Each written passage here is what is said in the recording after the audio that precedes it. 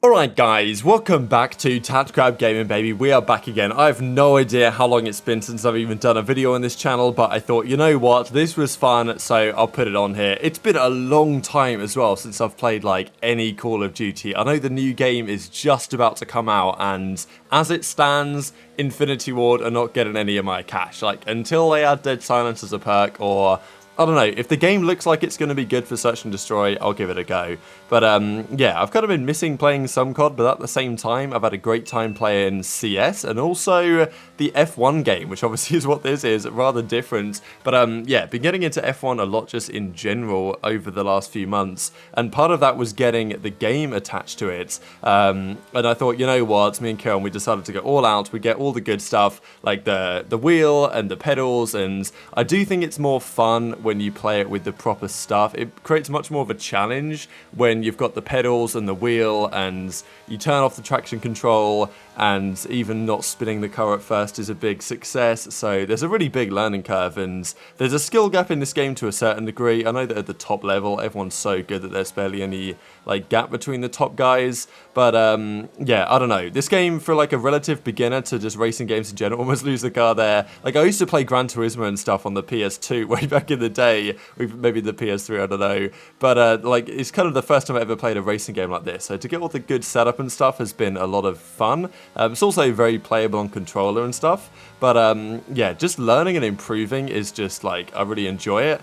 And yeah, you can certainly do that an awful lot on this game when you're just starting out. So yeah, this was the quali lap. So basically, there's a few ways to play this game, and there's a few ways that aren't entertaining at all. Like, I don't know, the career mode gets very tiresome. The way that I found that is most fun is just the ranked mode. This is in ranked, and I'm like silver 2 or something. I don't know what rank I am, but I think I started out in bronze or so. I don't know, like, I've made some progress at least. But yeah, so basically ranked mode, it puts you in a game, you do a one-shot qualifying lap, which we just saw, and the guy on pole just smoked me by 3 seconds on the quali lap. So I was like, okay, there's no way I'm going to beat this guy. I'm just fighting for seconds. And then this guy in front of me, I kind of got off the road here, but whatever. I got a better run on him and get the position back after a poor start. So yeah, this is ranked, and it's honestly really good fun. This is just a 5-lap race. You just dive into a one-shot qualifying lap where if you go off the track and you invalidate your lap time, then that's GG for your lap, and unlucky son, you start at the back. But yeah, so I qualified seconds here, and a few more people joined up that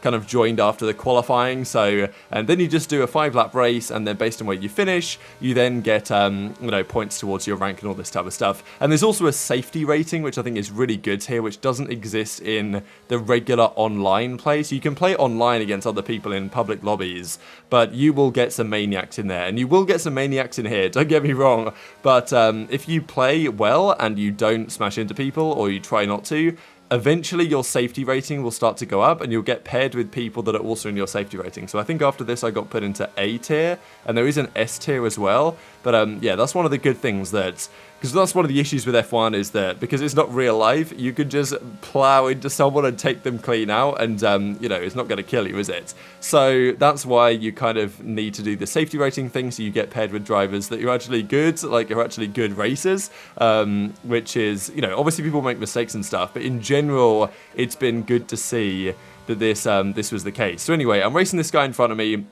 that cooler, and yeah, this is a pretty good track of mine, I think. Spain, this is the circuit to Barcelona, Catalonia, or whatever, and I'm just smoking the guy behind me. Now, the guy ahead of me goes off the track there. You see, he just, the yellow flag comes up, and he made a mistake, and I don't know how he managed to reset to track so quickly, but he got back on and only lost like a second. But and I was thinking this race is basically over, like he was 3 seconds ahead. I was thinking there's no way I'm going to get him, but now I thought, you know what, I've got to go all out here. And after that mistake, then the gameplay actually cut there. I cut out a lap. This is now lap 3, and but I was pushing pretty hard with my ERS, so there's 2 ways to go quicker in this game. I mean, one of them is just to drive quicker, but the other 2 are either DRS, so when you're within a second of someone in front, you can open a flap in your rear wing, which lets you gain some extra speed to try and do an overtake, and the other one is ERS, which is basically your battery pack. And you can see that at the bottom corner, so right in the middle, you see it's green now because I've just enabled it, and it gives you extra power. Usually you want to use it on straight, out of corner, corners,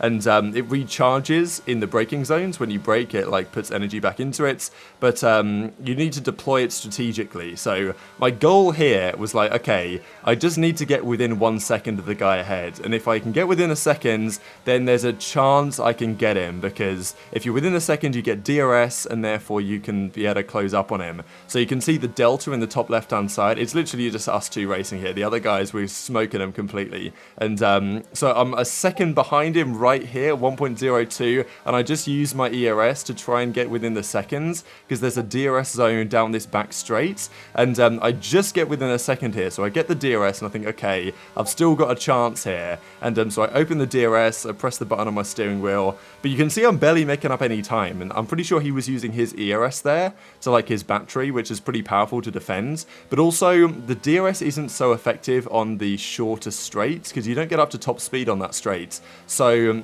it's not actually as effective as it is on the long straight you'll see here in a second. So I'm really trying to get in, and again I'm over a second behind, but I nail this chicane. I hit it perfectly, getting about 2/10 of them out of this corner, get up into 4th gear, and then immediately I've got ERS or DRS on, so I don't need to use any ERS here. Look at the delta come down, so 7/10 all the way down to 6/10 in a second. I close the gap massively, so I'm like, okay, I can't do the overtake here, but I've got one more chance down that final straight, down into 4th gear. And I just should mention, I think the only assist I'm using apart from the racing line is the ABS system. So I have the anti-lock brakes thing, like I turn off all the other assists. ABS, like I'll turn it off at some point, and also the racing line I need to turn off, but I make a mistake here even with the racing line. I brake a bit too deep into this corner, lose a couple of tenths to him, so about 5 tenths behind at this point, and I'm like, I don't know if I can really make this move happen. We get this corner pretty well. I use a bit of ERS out of this corner to try and accelerate through, but he actually misses the apex of this turn here, a little bit misses the apex, gives me about another 10th back on him, only 3 tenths behind going into this this long straight down the backhand side. I'm about 3 tenths behind, DRS open, ERS on. Is he going to defend the inside line? I fake to the outside, no he's not. Down the inside we go, bit of contact on the exit, leave him enough room around the outside, but he's not going to fight it back. We get the overtake done, through up into P1, baby. We hold on for the race victory, and yeah, I was kind of mind blown, because like this guy for sure could have won the race. All he needed to do, I thought, was move to the left hand side, defend the inside line, and he should have been good to go, I thought. But yeah, he didn't really defend that well, and he opened up for the move to be made. It was a bit cheeky down the inside, to be fair, a bit of contact, like a bit of a lunge and quite a way back, but I thought it was fair. I gave him enough room, and yeah, man, that was just an awesome race, to be honest, from start to finish. I never thought I was going to be able to catch him and get him, and then somehow we come all the way back to overtake him on the final opportunity. So that was really cool, and yeah, just wanted to share this lap as well from Silverstone. This was the next race. Silverstone's definitely my best track, because it's the track that I actually played. Like when I first got this, I was basically just only driving around Silverstone.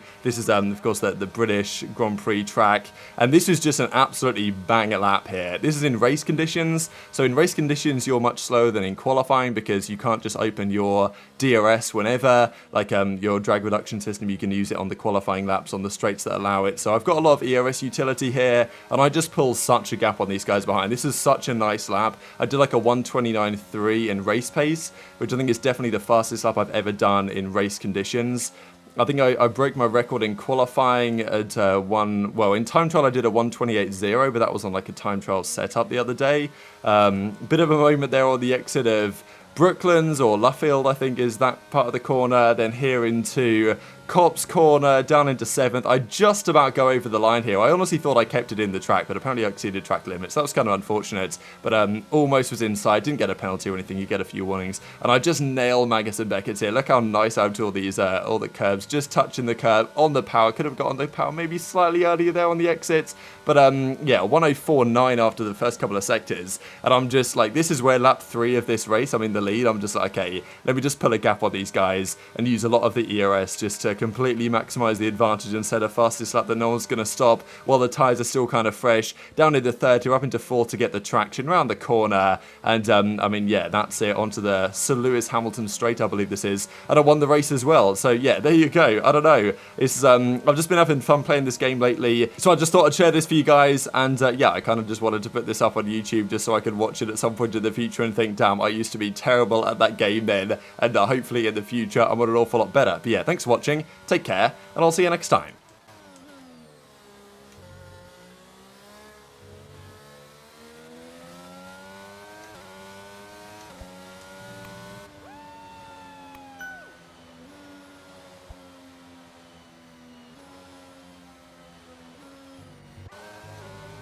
Oh, dominant.